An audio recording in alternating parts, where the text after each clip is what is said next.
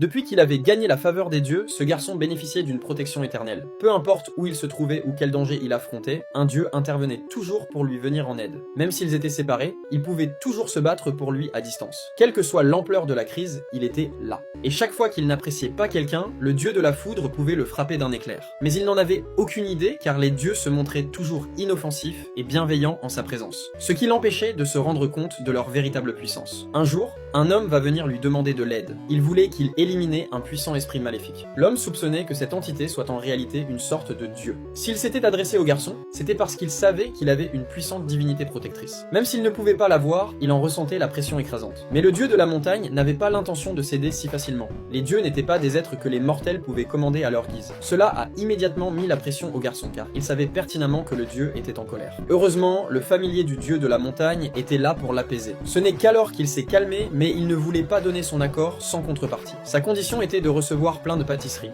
Bien qu'il ait accepté de l'aider, il ne comptait pas intervenir personnellement. Il a donc envoyé son familier à la place. Ils vont se mettre en route et arriver devant un temple. D'après l'homme, la cible se trouvait à l'intérieur. Normalement, il ne devrait pas être capable de voir les esprits, mais celui-ci était si maléfique que même lui pouvait le voir clairement. Mais peu après qu'il soit entré, les esprits maléfiques ont senti la présence d'un intrus. Ils avaient l'intention d'éliminer tout être vivant qui franchirait le seuil. Le garçon va sortir aussitôt ses papiers talismans. Il savait que ces mots écrits étaient efficaces contre les esprits maléfiques. Et comme prévu, ce geste va les neutraliser instantanément. Il va se rendre compte que leur forme physique n'était que des poupées.